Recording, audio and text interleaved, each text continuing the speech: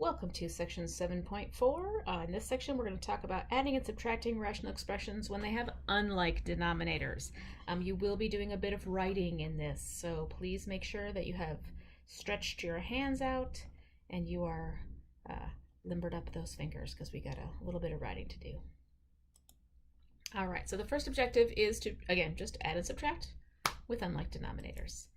So when you are adding and subtracting with unlike denominators, number one, you are going to have to find the lowest common denominator. So that's the first step. Make sure that you find that lowest common denominator. Once you've done that, then you're going to rewrite each fraction. So rewrite each rational expression with that new LCD. Once you have done that, then you will be able to add or subtract them, but you cannot add and subtract them until you have done all that. And then again, make sure that your answer is always simplified. So let's hop right into some examples. All right, so step number one. All right, so notice these two do not have the same denominator, so that's going to be our first step. We need to find the LCD. So first of all, what do they have in common? Okay, they both have an A in common, and then 7 and 6 are my leftovers. So my LCD is 42A. So I need to take both of these fractions and rewrite them with a denominator of 42A. So notice in the first fraction, we'll need to multiply this by 6 to get that to be 42A. So I must also multiply my numerator, and that would give me 90. And then this second fraction, I would need to multiply that by 7, which means I must also multiply my numerator by 7, which would give me 56. All right, so I'm going to keep the denominators, and I'm going to add the numerators together. So that gives me 146 over 42. All right, so I definitely know that I can simplify this. 146 and 42. First, I know they're both even, so I know they're both divisible by 2. But you should always look for that greatest common factor that you can factor out. So I'm just going to, let's see. I think maybe 2 is the only number that they're both divisible by. All right, so let's just start with 2. Okay, so if I take out a factor of 2, that would be 2 times 73, and this would be 2 times 21a. So I've got 73 over 21a once I divide out those 2's. And 73, I don't think there's much I can do with 73. So I think that's it. I think we're finished. So that would be my final answer. I know 73 is not divisible by 7, and I know it's not divisible by 3. So, yep, we are done. And again, it might require a little time on your calculator, so that's what I was doing in that awkward silence. That was me banging away on my calculator. So don't be afraid to use that calculator to find stuff. I know that sometimes my brain doesn't always work the way I'd like it to, so the calculator is a nice backup. All right, next one. Y minus 5 minus 3y over 15. Now, 2 ways to do this problem. The first thing is you could just jump right in and look for an LCD, but before you do that, always look at the fractions and see if there's anything that you can simplify, because I can see right away that 3 goes into 15. So this second fraction I can actually simplify right now. So I'm going to simplify it first just to make my life easier. That's going to give me y over 3. Oh, I'm so not correct. That is not y over 3.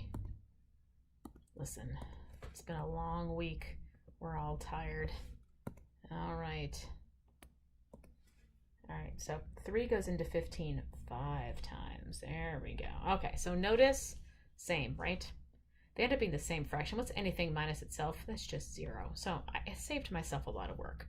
But if you didn't happen to see that right away, I will do the problem as if we didn't see that fraction could be simplified. All right, so first thing you have to locate is your LCD. Notice they both have a factor of 5 in common. 15 is 3 times 5. So they both have a 5 in common, and then the only thing left over is that factor of 3. So the LCD would be 15, which means this first fraction I would have to multiply by 3, which would give me 3y. And then the second fraction already has 15 as a denominator, so I don't have to change that. But then notice anything minus itself, so you keep your denominator, subtract your numerators, and 3y minus 3y is 0, and 0 divided by 15 is still 0. So you kind of do a bit more work So I would always say look to see if you can simplify those fractions that are there originally before you get started, because it might just end up saving you a lot of time and hassle. All right, here we go. So if I look at this first fraction, the first thing I see is this denominator can be factored. So I'm going to factor that first. It is a difference of squares. All right, so my LCD, I notice they both have a factor of x plus 3 in common, and that leftover factor of x minus 3. That's the only leftover. So the first fraction is already, right? It's already got the LCD, so I don't have to do anything with that first fraction. It's already ready to go. But the second fraction, I will have to multiply numerator and denominator by x minus 3. All right, so we are going to keep the denominator, right? Because they're the same denominator. Keep the denominator, and then we're going to subtract. So 10x minus 5 times x minus 3. All right, so just because I'm lazy, I'm not going to keep. I'm just going to write LCD here instead of rewriting it because my hands are going to cramp up. All right, so 10x minus 5x plus 15. So that would give me 5x plus 15 over x plus 3 times x minus 3. And if you notice, that numerator can be factored, so I'm going to factor it right above there. That's 5 times x plus 3. So rather than writing that, I'm going to write that.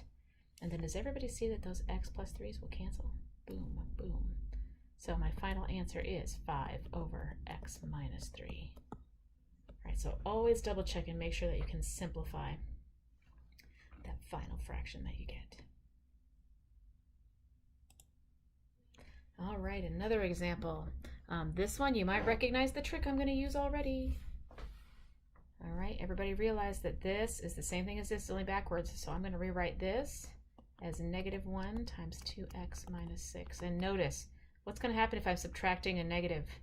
All right, that's going to become positive. So this is actually 5 over 2x minus 6 plus 3 over 2x minus 6. So that's actually the problem I want to do, a little bit more simplified.